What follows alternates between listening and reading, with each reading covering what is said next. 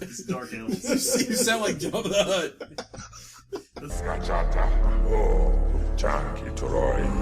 Whoa!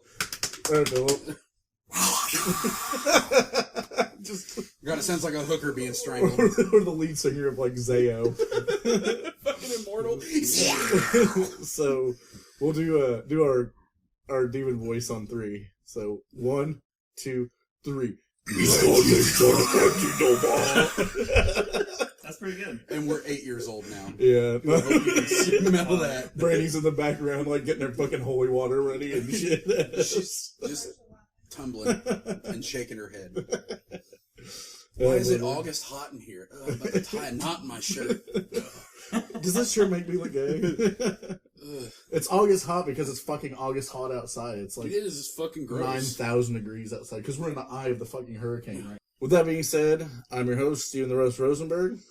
Mark the Shark Hinton. Phil the Kill Collins. And welcome to episode 103. Really? I don't even know. No, I'm just kidding. It's 102. I don't even know. Like, it's 102 of sorry, Motion Picture Meltdown. And for you today, we will be going over a couple of famous possession movies. Evil spirits and demons and such. The Satan. The Satans, yep.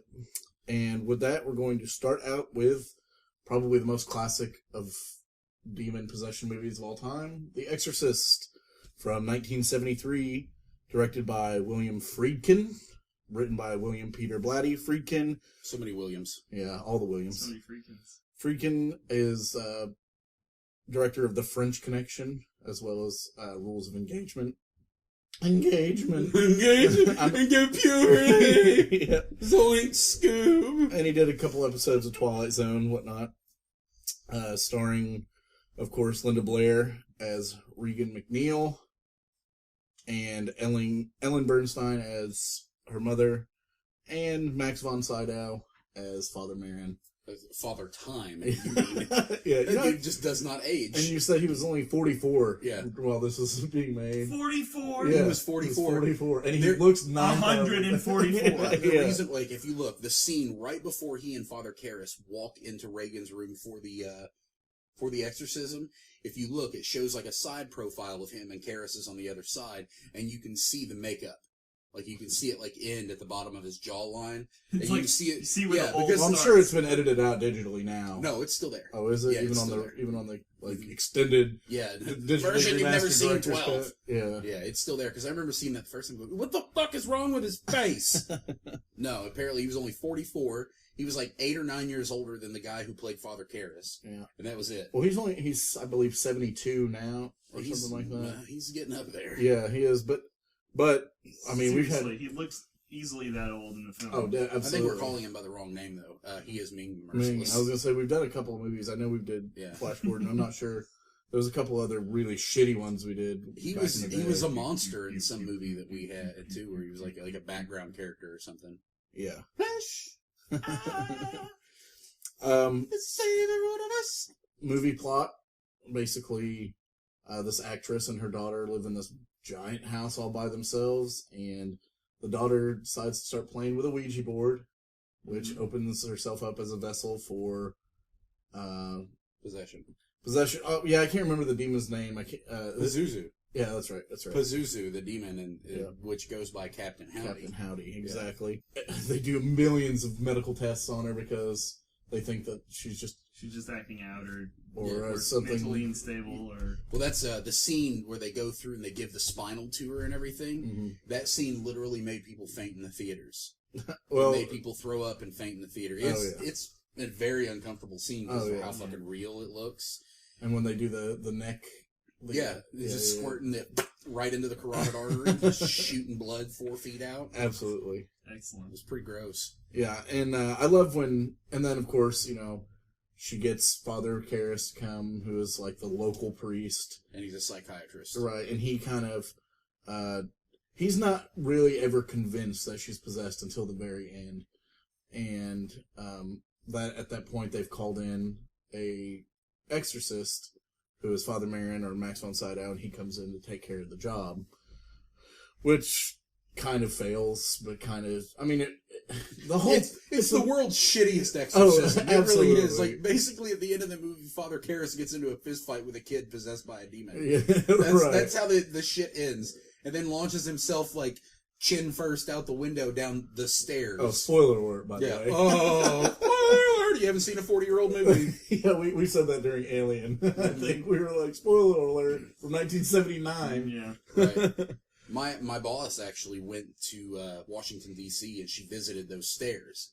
Oh, cool. And she said they're ridiculous. Yeah, It's like I would it's hate like to have to 74 walk up those stairs. stairs. It's Yeah. awful. Well, why would you need to? Like, why wouldn't you just go any other way? William Peter Blatty actually lived in an apartment right next to those stairs while he was writing this book. Oh, that's awesome. Yeah, and he won money on Groucho Marx game show, which allowed him to quit his job and fund his novel so he could take time off to write it, and it happened to be The Exorcist. So best thing he ever did. I want to play for you guys just since we were doing demon voices, a good, nice little example of Reagan's demon voice in this movie.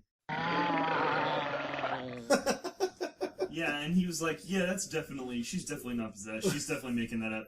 No, it's pretty clearly 100 voices all at once. Yeah, and I think they did state that it was English backwards, which was not in the book. It was actually Latin that she was speaking in the book, and in this it was like English backwards. Yeah, well, they kind of actually explained that in The Exorcist 3 because they did make some changes and stuff between the book and the movie. And in the third one, they explained like a couple of things, like the vocal like interpreters and stuff that they actually had to hire to figure the shit out. Like in the movie, they just show Father Karras talking to one dude, Right. and in the book, that's not even the guy that figures it out. Right, there's a shit. Well, there's the whole process is the longest part of the book, and the whole figuring out whether it's real or not real, and the medical processes and all that. That's the meat of the book right there. The exorcism itself in the movie is only 9 minutes.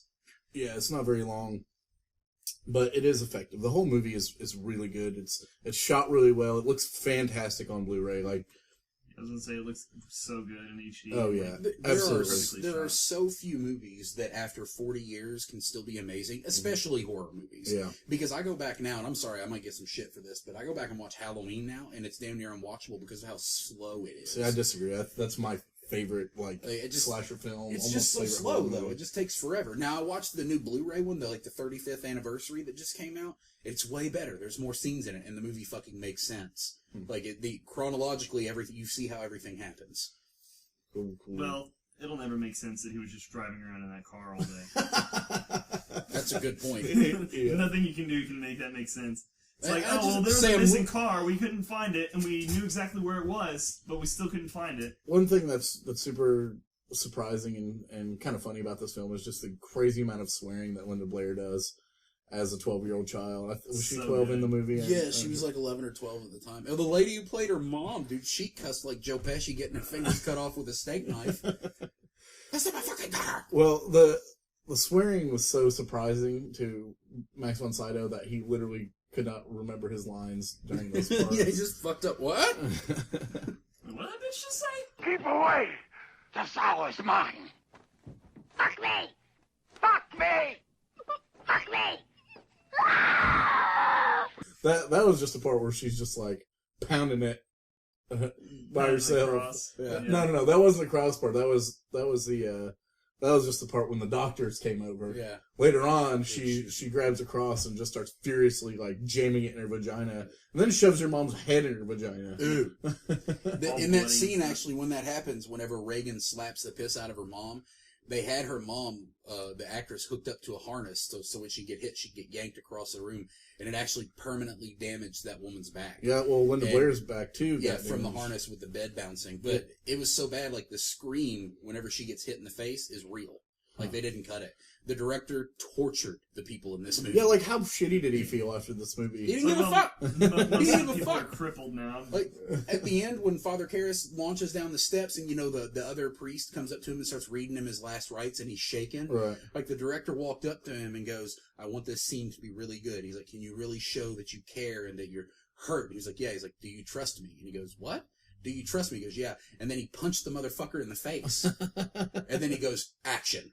Wow. So he was pissed and he was shaking, and they filmed that and kept it. He was a fucking asshole. He would shoot guns off next to people's heads to get real scares out of them. Well, and, that's like, to the kinda point cool. to where the guy that played It'd be Father real cool except Karras, for they fucking go deaf. Jason Miller, who played Father Karras, like almost got into it with him, like physically. Was like, I'm an actor. You don't have to do this. Right. This is what I can do it. Well, and he did a good job. I mean, I know that Jack Nicholson and both Gene Hackman were were thought to be Father Karras. Like they tried out for the part, but they went with the Jason Miller. Jason Miller. And this is one of those movies you look back. It's kind of like when I read all the stuff about Forrest Gump, about how the writer of Forrest Gump, the guy who wrote the book, said that his perfect, rendition of Forrest Gump in his head would have been John Goodman. Mm-hmm. And looking at that now, there's nobody who could have played that but fucking Tom Hanks. Right. And that's the same way I feel about this. Father Karras was Jason Miller. I can't even imagine Jack Nicholson being that. Gene Hackman I could kind of see. Possibly, yeah. But, and then, of course, Carrie Fisher was thought to be... They were actually... Carrie Fisher and Debbie Reynolds, they pretty much had the parts. Yeah. They were actually releasing press that Carrie Fisher and her mom, Debbie Reynolds, were going to play Reagan and Mother Chris, but I guess it fell through or something. It's the first horror movie to ever be nominated for Best Picture, and also the first horror movie to ever be nominated as having a fraudulent supporting actress. Yeah, because Linda Blair was nominated for Best Actress Best Supporting Actress, mainly because of her crazy demonic lines and shit like that.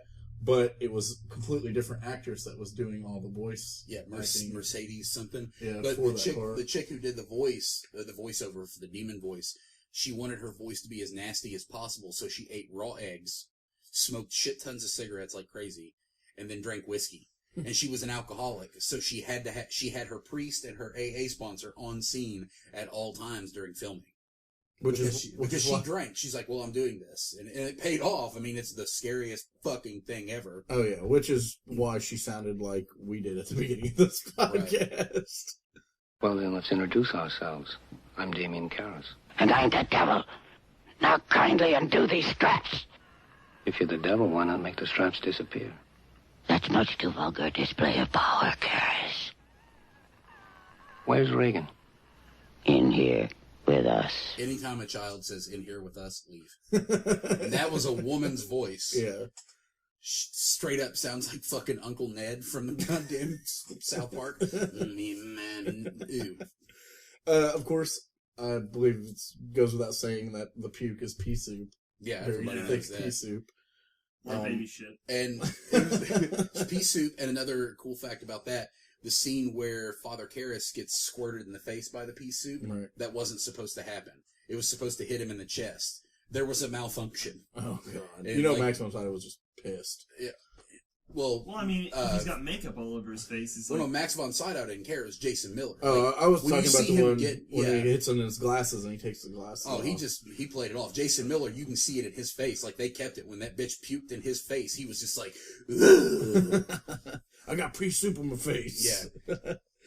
The creepiest scene in the movie to me is the crab walk scene. Yeah, down the stairs. Yeah, that's just fucking weird. And at that point, you see in Chris's face, just like, okay, this is not a medical thing. Mm-hmm. There's monsters inside. Puking blood upside down, going down the fucking stairs. Like and then the crazy monster hiss. Yeah. And they couldn't put that in the original movie because the wires were too noticeable holding her up on the stairs. Right, but it's very effective now with the digital remastering and things. Other than you can tell it's not Linda Blair at all. Right. Well, it doesn't. At that point, it doesn't really matter because she's crazy, bloody, and demonized and all that. So at that point, you're not really thinking about, oh well, that's not Linda Blair. Yeah, you're thinking, no, fuck this shit, going home. Captain Howdy mask, or the Captain Howdy face, which you see several times during the movie in little flashes and things like that, was actually based on the Onibaba demon mask. Yeah, the Japanese demon, isn't it? It is, but one cool thing about that is the Captain Howdy face was originally Reagan's demon face, and they rejected it because it kind of looked silly, so they use that as like the... They're like, well, we already bought the mask. Yeah. Of course, when you were talking about the beds earlier, the way that worked is there was 3 separate beds set up that all moved a different way, which kind of contributed to the bed, or the back breaking of Linda Blair, right? Yeah, basically. she has fucked up vertebrae from that, actually. This is my favorite movie of all time. Yeah. It's because I saw it when I was way too young to see this movie. I was like 6. I was older than that, but wasn't too much older. Like and I saw it on television, like it used to come on TNT like every half hour. Yeah. And I watched it every time it was on. Scared the fuck out of me every time. Only movie that has genuinely frightened me. Well, it's pretty fucking scary. It is scary. And the thing is Linda Blair did this movie when she was very young, which was understandable, but she didn't do a lot of other horror movies. As we said last time, she didn't do Carrie because she didn't want to be a horror staple. Yeah. But that's all she's done. That's all pretty much she's done is horror. Like, I know she did the other Exorcist movies. I know she did. Well, that's the bad thing Hell about, Night. That's what's bad about a lot of child actors. They get typecast because they play, like, the first role they play is the only role they'll get. That's why Macaulay Culkin will forever be Kevin McAllister. Yeah, Kevin McAllister. And, or that little bastard from Uncle Buck. Or but it's the same fucking character. Yeah, exactly, the same fucking guy. The same thing. Like, and also, what was it? Oh, fuck. Corey Feldman.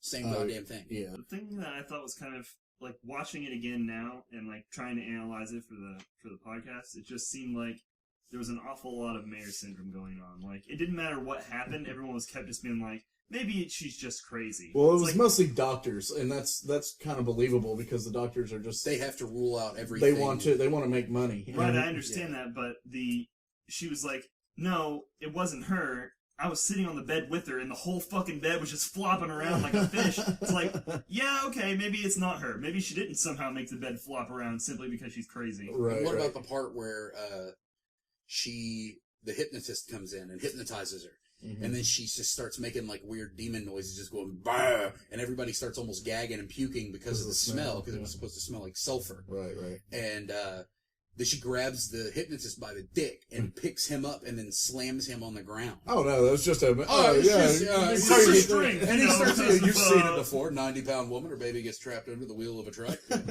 Well, and that's what those doctors were saying, is they're like, oh, you have to exhaust all the medical things. You need to come see us again and again and again before you go to the psychiatrist. We keep finding nothing in the cerebellum, but we're going to keep saying that it's there. Right. It could be, we still think the frontal lobe. They say frontal lobe so many times in this movie that you could turn it into a drinking game and get shit based Chris off McNeil of is like, this is bullshit. Yeah.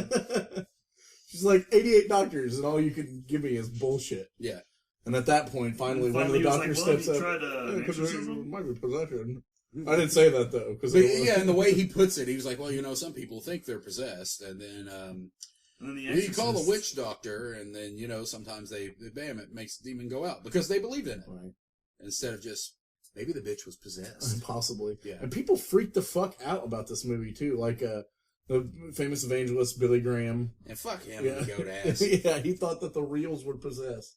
Thought there was demons in the movie reels. Yep. Like, they were the vessel of demons. Well, I mean, if the movie reels were, like, dancing around, like the bed in the film, I can see, okay, maybe there are demons in the movie reels.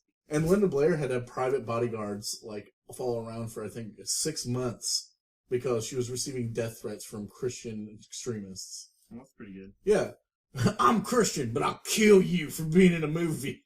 You were in a movie about the devil. It's not like the movie portrayed the devil as a hero. Yeah, right. It's about getting rid of the devil. Exactly. It's about believing in faith and yeah. It's whatever. It's bullshit. Billy Graham. That's what it is. It's Billy fucking Graham. Yeah. God damn it. Just as simple as that. And I think, like we said before, it goes without saying that even though Max von Sydow wasn't that old when he did it, he bathes in blood. He has to. Oh, yeah. The blood of puppies, small children, unicorns. The tears of unicorns. It's all of everything beautiful. He's got like Wolverine healing factor. At least. At least. Reverse aging. He's still alive and still in movies every half hour. Just Benjamin buttoning all Yeah, I know. That's pretty much what it is. Benjamin buttoning. He just turned that into a verb. Yes, I'm gonna go Benjamin Button tomorrow. Yeah. I'm gonna go Benjamin Button all over your face. Ew. Ew. You just had to turn it into grossness. Yep, that's where it went. I like how sad you looked there for a minute. Yeah, and then you gotta love the famous, my favorite quote from the movie, which is just used everywhere. Your mother sucks cocks in hell, Karis, you faithless swine. That's a pretty fucked up thing to say to somebody. Not just her mother just died. Yeah, I know, just like a few days before. And what about whenever she looks at Max von Sydow and is like, Take it up your ass, you motherfucking Faggot. faggot. Yeah. Like, just the worst. Yeah. Yeah, the worst possible shit you can say. Right, yeah. They were just like, say the worst things ever. Ever. No, there was Do no you know script. He was what just like, she just did? cuss as hard as you can. Your cunting daughter. Yeah. That's a verb? Cunting. And then pisses all over the floor. That scene right there, a lot of people didn't know this. I found this out years after seeing the movie. The guy that she's looking at, the dude in the shitty suit with the turtleneck, Right. she's looking at him and he's holding a drink. Burke. No, not him. Oh, Not I him. thought it was the director. But it's like, not the director. This was before that. Oh. And she's looking at this guy, and then she pisses all over the floor, and she says, "You're going to die up there," and then Right. pees all over the place. They don't explain it in the movie, but I think they do in the book, that he was an astronaut. Yeah. And and then the space mission that he goes on, the shuttle explodes. Yeah, they don't explain the shuttle part. They explain that he's an astronaut in the movie, but they don't explain the shuttle Yeah, part. they don't say anything about it. It's like, you're going to die up there. And then he Right. does, Right. because that's in the book. So, I mean, there are a lot of little gaps and things like that, but the movie's still fantastic. I was reading like a top 10 horror movies list, and this was number 1 on it. And I think The Shining was number 2. And I would definitely put this as my number 1 favorite horror movie. That's and really I do good. have to say that, like what the guy said is like, it's 40 years old, and it should feel like it's old and tired and worn out and campy, but it doesn't. Yeah. It's still a fantastic movie. It's definitely in my top 5 horror. If Jaws and Alien weren't, a lot of people don't consider those horror movies. To me, they fucking are. I mean, there's no question. And then, of course, Halloween. For some reason, I just prefer Halloween to this. I'm not sure why. But I do. This, like I said, this is top 5 for me. And it's your favorite. Yeah, it's my favorite movie overall. So, out of everything. That, and then probably slowly followed behind by Goodfellas. I did see the really shitty sequel in theaters, the beginning. Oh, dude, it was so bad that they refilmed it and cut scenes out of it Yeah. and put in, because like they explained at the beginning of The Exorcist that Father Merrin is in Iraq. And he talk about his Africa. Yeah, and he did an exorcism in Africa, like back, and they say it's like right after World War II or something like that. Right. So, and it almost killed him. Well, in The Exorcist at the beginning, since everybody already knew that he had done an exorcism on a little boy, they had The Exorcist at the beginning, and it turned out it was actually the woman that was possessed. So they actually fucked up the continuity so bad that they went back and refilmed parts of it and called it The Exorcist: The Dominion. I forget who plays Marin in the beginning, but I think is it Stellan Skarsgård? Yeah, I thought so. Yep, it's Stellan Skarsgård. That's what I thought. That movie was fucking So awful. many Skarsgårds. is- There's a million It's the of same them. one from Thor. Yeah, but the it's scientist. Yeah, but The only thing cool about that movie was when the jackal eats the fuck out of Oh, the little kid. boy, Yeah, just yeah. tears him that apart. was cool. That's It always was really hyenas. cool. It was hyenas. Yeah, though, yeah. not Hyena. jackals. Just fucked that kid up. Yeah, Just drug him off and ate him. it was pretty cool. But yeah, let's go ahead and move on to our other movie, The Omen from 1976, directed by Richard Donner, who Superman 2, all the Lethal Weapon movies, Goonies, Scrooged. Pretty awesome palette of movies that he's done there. This stars Gregory Peck and his giant fucking eyebrows.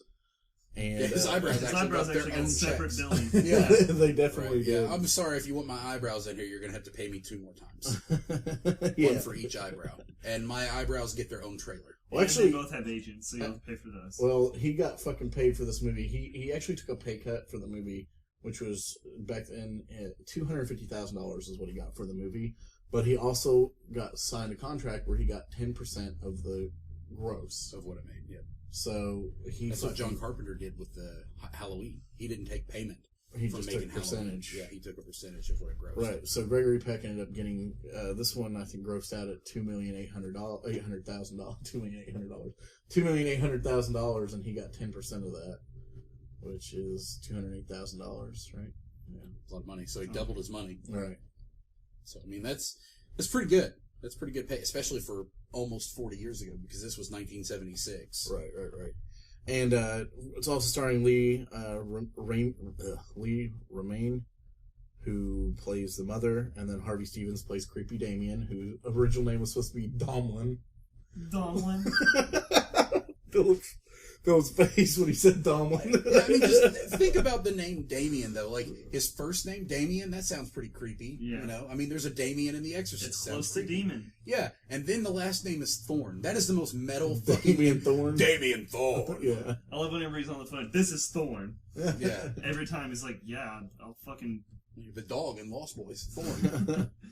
And, of course, Holly Palance plays the nanny who has the famous horror line. Look at me, Damien.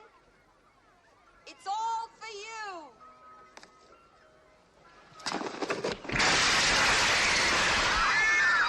That's part of her line, too.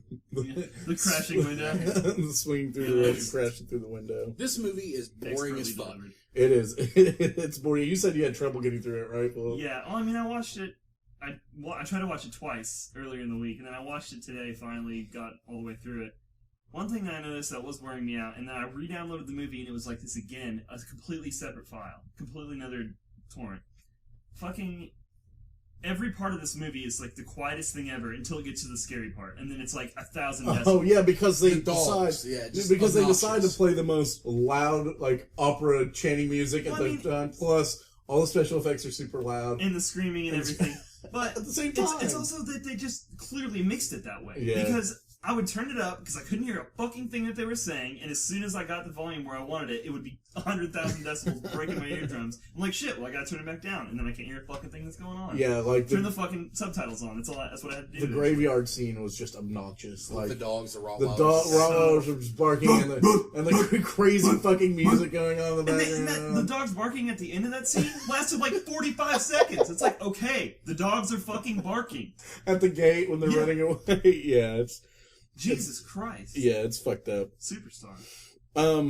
And one thing I noticed is the bullshit fucking part wherever Damien runs into the chair with his tricycle and knocks his mom off the thing, and she's Dude. hanging. This is probably 15 feet tall between the floor and the top of this banister, and she's hanging, arms extended from the bottom of the banister down the feet. It probably would have been like a 3-foot drop at most. Well, that's probably stretching a little. Maybe a 5-foot drop. Maybe. But she would not have, like, Broken aborted baby. every bone in her fucking body and had a goddamn miscarriage. Yeah, dude, it was. I mean- And then I noticed, I was like, why aren't the goldfish flopping around on the floor? Like, 'cause Yeah, that's the what he goldfish- says. Why because is the they're goldfish plastic. But no, they weren't plastic. They were actually, they were sardines, whole dead sardines painted orange. Did you look that up? Yeah. God damn it. What the fuck? Like, I couldn't fucking believe that. But now, the original movies, or the original titles for this movie were Antichrist and Birthmark. So I'm glad they changed it to The Omen. They probably couldn't do the Antichrist because of the MPAA. They probably couldn't get away with that. Yeah, And then the Birthmark, like who would want to go see that movie? right. Birthmark, what the Do fuck you is guys want this to go see about? Birthmark? Yeah, you guys want to see Birthmark? Cool. Sounds like a great To talk about the plot a little bit of the movie, because we kind of skipped that over, Malignant is Mole. That's a good movie. it's Gregory Peck and his wife they adopt a child who ends up basically being the son of Satan. No, they don't. That's not how it goes. Nope. No. No. She has a baby, and they then kill it, and and then they replace it right, with a yeah. jackal These baby. satanic fucks kill their baby, and the doctor comes into Gregory Peck and says, "Your son is dead, but we have another child who was just born that here." they adopt. But Well, she didn't know. She didn't know Oh, that. oh, She okay. never knew that. He never told her. And it wasn't even really an official adoption. It was like a, They we'll swapped the slide baby. this That's right, baby 'cause- under 'cause the it- table. Because he went to the place and they're like, "There's never been an adoption here, Yeah. ever," even though there was one. Yeah. Well, that's because Well, like a bunch of Crazy jackal baby. It was a jackal baby. Literally. It was. Jackal baby. Yeah, and they killed his baby with a hammer. Yeah. And smashed its skull in, and then threw it in the fucking grave with a jackal mommy. Yeah. Jackal mommy. Yeah, jackal. I don't like the understand why band. they bothered burying the jackal mom. Well, probably ritual. Satanists. No, that's true. Yeah. Probably had to bury it with the baby. Why in this horrible place? Well, this is what's fucked up about the movie is like you always hear like with Poltergeist, a bunch of people died. Like the little girl in Poltergeist, she I have to say this. I wonder how many people died on the set of Big Daddy. Or, like fucking Blank Check or something. Right. Somebody look that shit up. Right. They only talk about the horror movies because of the goddamn devil. right. But nobody ever says anything about how many people died on the set of, like, I don't know, Honey, I Shrunk the Kids. Right. Well, but like I said, Poltergeist, the older daughter which we never actually mentioned during the Poltergeist episode, but the movie she was doing after Poltergeist, her boyfriend came onto the set and strangled her to death on the set in the back room. That's what happens. And a bunch of people died. The little boy died. And Carol Ann, of course, died from impacted colon. Yeah, a bunch of people fucking died. Impacted by Native American ghosts, you mean? Probably. Yep. But anyway, I just want to share with you the crazy amount of shit that goes along with this movie, because this is the most intense shit I've ever heard going along with a movie. Gregory Peck and one of the screenwriters, whose last name was Seltzer, were on separate planes to the shoots. Both planes got struck by lightning. Then Gregory Peck changed airlines because he didn't want to get struck by lightning again. Yeah, because it's clearly the airline's fault. Right. He changed airlines, and the airplane that he was going to be on fucking crashed, and everyone died on board. Sweet. Then one of the producers was a foot away from being struck by lightning on the set. Then Richard Donner, in his hotel that he was staying at, it was bombed by the IRA during the shooting. Or all the Rottweilers that were used were ridiculously aggressive and just kept attacking trainers. It took them they forever. probably picked out the most aggressive ones so that they'd be super violent on them. Well, the only one that didn't was the main one, the one that they used in the house. Mm-hmm. And they said it was really hard to get that one to act aggressively because it was so nice, and all it would do was try and lick everybody. The one that's around the 6-year-old or whatever. Right. Probably you shouldn't have it be ferocious. And then, right after the movie was made, the special effects director and his girlfriend immediately started another movie called A Bridge Too Far, and both of them were decapitated on set. By the bridge? I don't know. It was too far. It went too far. It was too far for the bridge. So much crazy shit surrounding this movie. That's just normal, because all these people just get struck by lightning and their planes crash and shit. That's normal, Philip. It is normal. Fuck you. Actually, the whole planes being struck by lightning, that shit does happen. Well, yeah, but time. the whole plane gets struck by lightning and then he changes planes and that one crashes. That's crazy shit. Final Destination. I've seen that movie. Right. It sucks. Well, the people almost getting struck by lightning a lot, that probably happened because they were outside shooting during thunderstormy conditions, because the whole movie looks like that. Also, I left one out. The day after they did the shooting at the zoo, one of the zookeepers was killed in the lion den. No, but that's nothing to do with the film. But there's a lion den in the movie. Still. Just baboons going fucking crazy. Which was real, by the way. They took a baby baboon, and they Stop saying baboon. It is baboon. It's not baboon. You're not British. You can't say baboon. It's baboon. It's not baboon. It's baboon. It's not baboon. There's no U in it. Steven. It's not boo-boon. I didn't say boo-boon. Boo-boon would be B-O-O-boon. Okay, it's not... If you want to call it a baboon, then it has to be spelled B-B-O-U-N or whatever. Baboon. And it's not bu-boon. That's what you're saying. Bu-boon. I'm not saying baboon. I'm saying baboon with an A, because there's a fucking A in it. There's B, fucking A, it's baboon. fucking B, baboon. fucking double O-N, baboon. I think people say babar, that goddamn elephant. It is babar. It's not babar, it's babar. It's not babar. Fuck you. Babar. And plus, you're saying it real fast like there's no A in there at all. Baboon. Just baboon. It sounds like he tripped. Baboon. Well, anyway, they took a baby one and they put it in the back seat and were driving around with it, and none of the baboons give a shit. They're just staring at the car. So they put the baby back and they took the head baboon, the chief baboon, and kept it in the back. And fucking tied it up, and all the fucking monkeys go crazy. They fucking that whole attack scene is legit as fuck. It's real as shit. God, they probably almost ran over so many baboons. Yeah, they did. And did you see them? They're the scariest creatures alive, in my opinion. They're lying. None of them broke any of the windows. Oh yeah, it's like a monkey mixed with a lion. If you look at their teeth and shit. Yeah. Yeah, it's more like a monkey mixed with a lion that crossbred with Liberace. And Tina Turner. Yeah, and Tina Turner. One of them straight up just looks up like that. Why does it look like Tina Turner? I look at Mark and I go, "Bust the deal! Bust the deal!"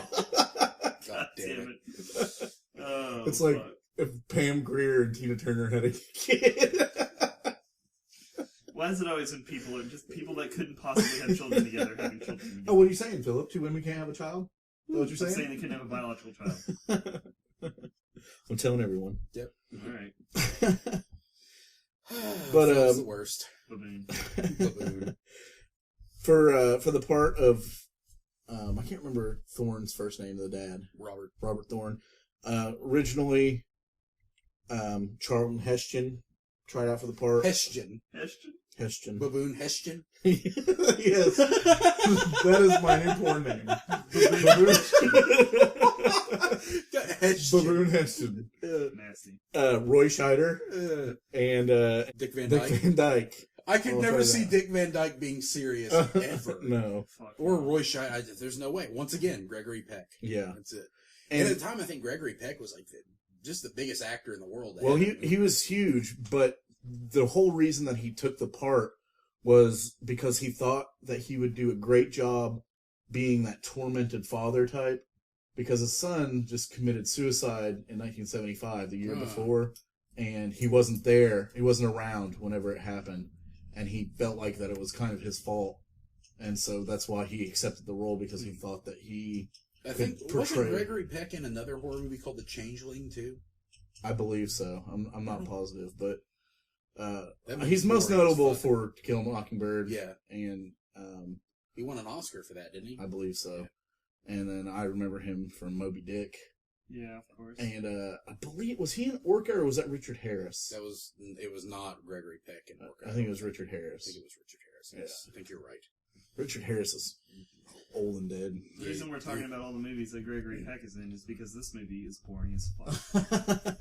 I mean, some gnarly ass shit does happen. The death scenes are so but it's fucking 2 good. hours long. Yeah. Yeah. And most of it is just people walking around. You can't hear. Well, fucking and a thing lot they're of it's saying. bullshit too. Like all the stuff that the preacher's saying, which has got the gnarliest death ever, by the way. The preacher death. The fucking pole impaling him. Yeah. I mean, it's not just any pole. It's a pole from the top of a church that got struck by lightning and then it just fell over, somehow magically stabbed straight through him into the ground. Yeah. Like Which- holding him up like a And fucking he did kind of just stand there and scream for like... a retard.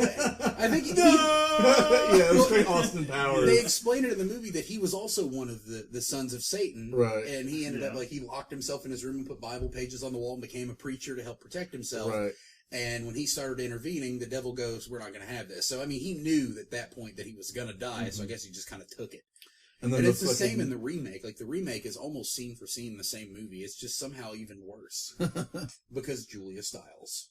Well, and then that the shitty Billy Zane bodyguard from Titanic gets his fucking head cut off.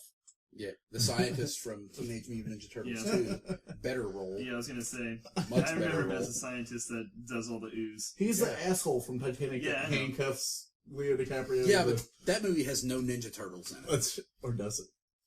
Ninja Turtles on the Titanic. They would have made it. Well, yeah, they're They'd be turtles. The Ninja Tank. Well, yeah, exactly. The First The of all, Titanic. Ooh, that sounds like a fucking septic the tank. RMS Turtanic. Oh, all aboard the Titanic before it sinks. The Bloop. uncloggable. Ooh. The uncloggable. She's made of iron, sir. I assure you, she can be clogged. Wow, The Still Titanic. better That's than what I this drop movie. in your bathroom every week when I'm here. that's true. Yeah. I swear to God, you save up for like 2 days before you come over here. Nope, I just shit that much. Every day. Yeah. 2 or 3 times, actually. This movie was 20th Century Fox's highest grossing film up until Star Wars. Which was the next year. Yeah.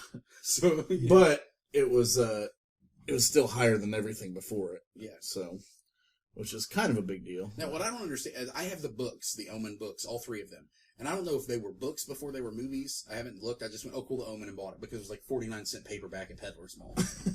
So fuck it, why not get it? Kind of like that time I bought the Harry and the Hendersons paperback for 50 cents. I did. I really bought that. And Steven was like, why? Yeah. I was like, Why the fuck would you buy that? Are you going to read it? No, I'm It's not. not even worth waiting in line at the Peddler's Mall. Yeah, and it's like my my Amityville 3 book or whatever. Oh, yeah. Or Amityville Returns or whatever. I've read that book. I used to have it, the one that you have, yeah. It's not good. There's no way. No, it's shitty. It's real bad. I read it when I was like 13. I was like, this book is asshole in a pocket. It's just terrible. Asshole in a pocket. In a pocket. Just finger and buttholes and pockets. Okay. But yeah, I would totally fucking recommend The Exorcist. The Omen, it's one of those movies where, like, you should watch it just because it's kind of a classic. It's famous. It's not bad. It's just not that good. It's nearly butt, as Mark said. Right, it's almost butt. Yeah, Nearly it's butt. almost butt. It's, Because it's not the potential to It's be butt. extremely The difference- close to butt. This is the difference between a classic horror movie like The Exorcist and a classic horror movie like The Omen. The Exorcist does not feel like it's a 40-year-old movie. It still seems relevant. The Omen is 100% damn near 40 years old and feels it. Right, right, Yeah, right. and also, by the time you're done watching it, you'll be 40 years old. Yeah, it feels much longer than it is. I mean, the death scenes in it are fucking awesome, but there are only like 4 of them. Yeah. And they happen spread out. sporadically, and they're spread out throughout the whole fucking movie, and you know they're coming. That's the only thing that sucks. Yeah. Because, like, when that photographer figures out that every time he takes a picture of somebody that's about to die, like, however they die, there's, like, this weird glare on the camera that shows, like, the priest That's being the bad impaled. juju. Yeah, it's the Omen. Yeah. The Omen Juju. Yeah, Omen Juju. It Words sounds are like, terrible. like a candy bar. Yeah. Omen Juju. And you really, and if you've Is that how seen you the... pronounce it, Stephen? Yeah. Baboon. Have you- Baboon, Juju. Have you seen? You haven't seen the remake. I have. I don't know if you've seen. I've it, seen Phil. about. I've I've seen the seen it. first like It's bit bad. of it. I went and saw it in theaters on 666 when it came out. Ooh. Yeah, and it was so bad. I remember sitting in the theater going, "I just wasted money on this shit." I feel like the director did the remake of that just so he could release it on He did. 666. Guaranteed. I'm 100% sure. Guaranteed. It's almost scene for scene the same movie. Like the death scenes are slightly different. That's it. Well, I remember seeing the priest get impaled. Yeah, that, and it was funny because the priest in that movie was the dude who played the priest in Dragonheart, and then he was the florist from The Town. Oh, okay. Yeah. And then the guy who plays the photographer in the new one was also in Dragonheart. It's the redheaded king or whatever. Yeah, he's dead now. The first guy. Oh, yeah, that's right. Yeah, he just died a couple of years ago, like right after The Town. And we were just talking about the redheaded king last night. It's Llewellyn Lewis. He plays Lupus. Lupin. Lupin, yeah. Not lupus. Whatever. Lupus is a disease. Yeah. He plays the embodiment of lupus. And he's also in Island of Dr. Moreau, which Yeah. is too shitty for us to podcast. Pretty The bad. original one was too shitty Dude. to podcast. Among an elite list of movies that have been too shitty to fucking Philip watch. and I podcast. like who Tried was in so the original? It was It was a Marlon decent cast. Brando. No, it wasn't Marlon it Brando. may have been Charlton Heston. No, you Charlton Cheston or whatever you Heston. said. Charlton Heston. Charlton Heston. It may have been him, but I don't think it was. I think it was. well, regardless, regardless, it was ass. We couldn't. It was like first 20 minutes of it, they're literally floating in a raft, and there's nothing. It's just the movie Open Water. Like, Yeah. Shorter. But the last thing I want to talk about today is we'll go over a couple other of our favorite possession type movies and give some suggestions out there. Of course, we've already done Evil Dead in a podcast. Evil Dead, that's a good one. The remake of Evil Dead, as Mark said during the podcast, he liked it. I've seen it since then. I think have you seen I watched Phil? it since then. It's good. Yeah, super good. I really liked it. I didn't like it as much the second time around, though.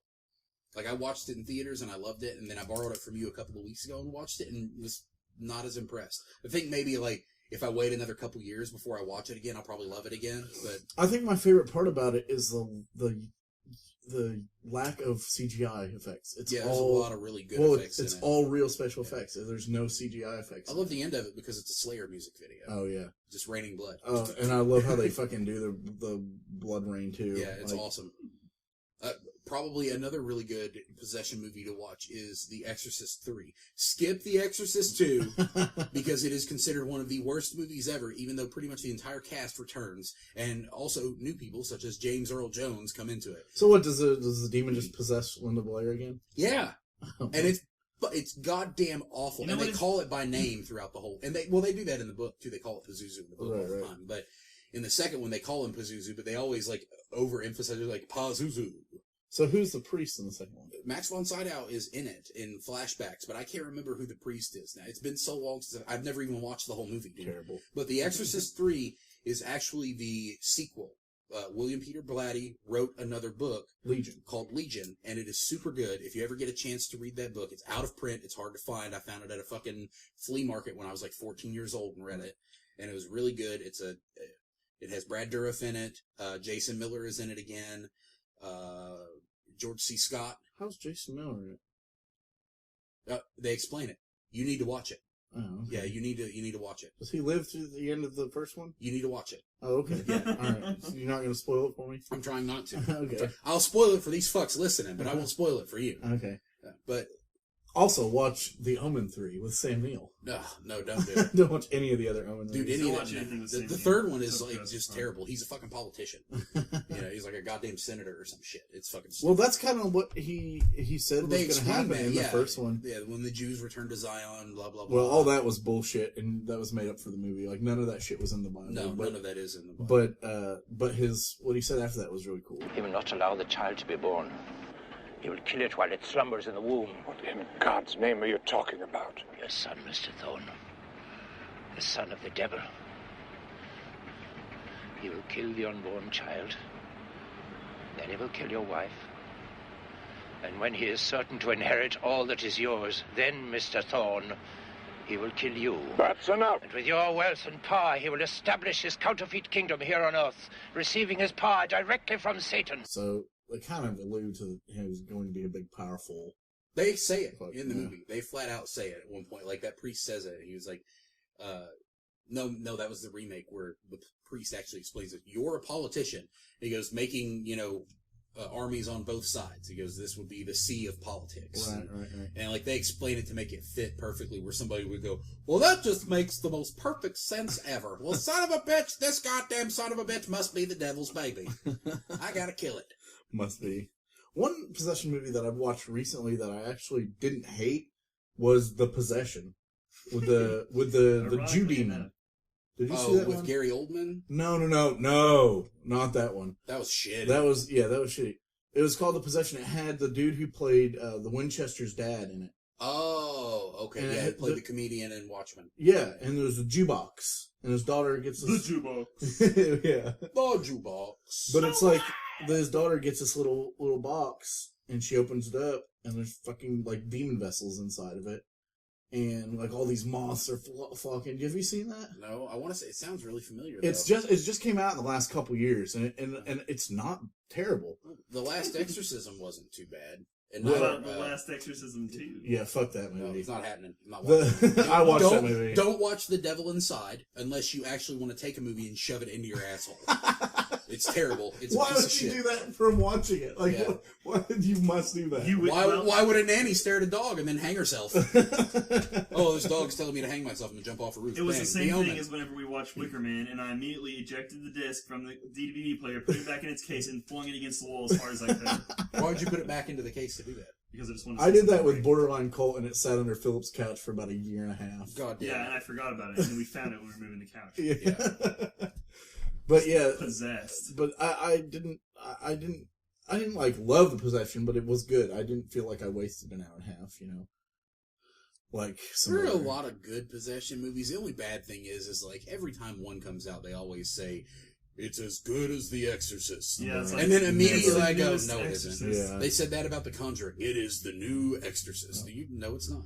It's The Conjuring, in my opinion, is the best possession movie to come out in a long fucking time. It was good I still hate it though. Because it's so formulaic. But nothing else can compare to it in the last 20 fucking years. Oh, I can say that a lot of like horror movies, possession-wise, demons, haunted houses, all that stuff, this is up there as far as one of the only good ones to come out in a very long time, like you said, but I still didn't like it that much. And it's just because it's every other fucking... It's The Exorcist, the last half of the movie, and it's the Amityville Horror, the first half of the movie. Right. And it's just like, well, saw both of those movies, about 30 years ago. It is better than the Amityville Horror. The original Amityville Horror sucks. I don't care what does. anybody says. That It's movie so is bad. asshole. As a child, it scared the shit out of me because of my aunt's house that looked like the Amityville Horror house. And because you were a child. And I was a child, and they all thought the house was haunted. And the first time I ever watched that goddamn movie was at their fucking house. They set me up for failure. Those fucks. My family hates me. Exorcism of Emily Rose creeped me out a little bit when I I didn't first like saw it. it. I couldn't even make it through that. I was bored as fuck. Like when she was eating the spiders. No. I didn't Well, that's a spider. If there's something to do with a spider in it, you automatically She was think it's eating dead the spiders. scariest movie ever. She was eating dead spiders, and then... I mean, if that's all you had to survive. Why would that be? Speaking of spiders, how come they've never been able to make a scary movie about spiders and it'd actually be good. Arachnophobia. But it's not scary. It is too It's scary. fucking funny. It's fucking scary. Because you're pussy scared No, of spiders. fuck you, dude. It's arachnophobia, and it's scary for people who have arachnophobia. Yeah. Yes. Well, I'm sorry, but But that movie is fuck. When that fucking spider crawls out of that bitch's nose when they're eating popcorn. Oh, no. See, No. It's not scary, it's just a spider. Yeah. Well, yeah. It's just a regular creature. John Goodman's fucking hilarious in that movie. He's awesome in that movie. Just stomps on that spider and walks off like the baddest motherfucker alive. And he's got his dual-wielding, spider-killing, like, hoses. And that movie's a fucking perfect podcast movie, too. It is. I told you. I just watched it recently. That'd be a good one to do with The Fly. It might be on the list. That might be a good idea. We can do a bug and not quite a bug movie. Almost a bug. Yeah, almost a bug. People call them bugs because they think they ain't got them other 2 legs. Yeah, but... and then... My favorite thing about... What was the other one you talked about? Oh, the Last Exorcism. Brutality with the cat part. Oh, yeah. Where the demon takes the camera and just goes into the fucking barn and just... There's a cat. It just starts beating the fucking cat to death with the camera. I was like, Kitty! First of all, I always hate it way more whenever animals get killed in movies. Oh, absolutely. It's so much worse for some fucking reason. Yeah. I don't know why, but I'm still fucking scarred, and it probably never will go away from... Komodo? No, from Needful Things, whenever they kill the dog and they have it hanging... It's hanging from... Somebody comes home and their, like, golden retriever's, like, eyes have been gouged out. It's, like, dangling from the ceiling. It's 187 with Samuel Jackson. Mm. The woman, his girlfriend comes home and they have the dog hanging, the golden retriever hanging from the fence in the backyard on the side of it, and it's fucking dead as shit. That's not the same movie. Well, I'm thinking they of. do that one. I'm pretty sure it's in Needful Things. They do it a lot because they know people don't give a shit about people horrific. dying in movies. We don't give a fuck. Well, because we can always assume that those people are fucking assholes. and they deserve to die. But the dog, what did the dog ever fucking do? Dude, worst, being man's best friend? Check. Worst pet death for me. Snuggly as fuck? Check. Worst pet death for me, Fear. Yeah. Dropping the dog's German Shepherd's Shepherd head through the doggy door? Yeah. Oh, that's so awful. Yeah, that's fucked up. Damn you, Mark Wahlberg. Yeah. Nicole forever. He's doing that shit! He's doing that shit Marky Mark did from Fear! Oh my god, so good. So ridiculous. Alright, before we close up, I just want to plug our stuff. You can find us on Twitter at MPN Podcast. It says MPN. No, MPM. You said I did not say N. MP. You did. I totally did. MPM Podcast. You're both fired. Get out. I quit. Whatever. Can't fire me. I quit. MPM Podcast. M as in Mark, the fucking idiot podcast. And P as in Philip, the fucking idiot. The horse masturbator. And then M again for Mark, the fucking idiot again. Fuck y'all. My chest hurts from punching him. I'm fucking glad. Once again, check out fivefingertees.com. They actually have Exorcist shirts. I just got one. Exorcist. We're in trouble right now. Baboon. Yeah, I just got the Exorcist shirt, the Captain Howdy's Ouija boards. Yeah. Got that one recently. Check them out. And they're like, I think $11.99, and on special days, they're only $8.99. So check that out. Also check out Empire Comics. Also check out Return of the Living Podcast. There's some friends of ours. 76th Street Network. Yes, you can find some awesome podcasts on that. Where Return of the Living Podcast is located, as well as some others. Yep, Dudes and Stuff. Oh, Dudes and Stuff. And then, finally, check us out on iTunes. Subscribe, download. And rate and review. Do it. Yeah, that's good, mate. Do it. If you guys rate and review, it means that we will move higher up the list. Yeah. So go do that. And also send us emails or send us messages on Facebook. And let us know what you want us to review, because we take often requests. have trouble figuring out what terrible shit to do next. No, so. we don't have trouble figuring it out. We have trouble agreeing on it. Because Yeah. you're like, hey, let's do this. And I go, no, fuck that. Yeah, because, I'm an Mark asshole. here doesn't want to watch shitty movies for his shitty movie podcast, which is another reason he's fired. Yeah. So, with that being said, I'm Steven the Roast Rosenberg. Phil the Kill Collins. Fuck Phil Kill Collins. I'm Mark the Shark End. Fuck Phil. And fuck Stephen Moore. Masturbators.com. Me more. And you've been listening to Motion Picture Meltdown, and we will see you next time. Or we will see you another time. Interesting.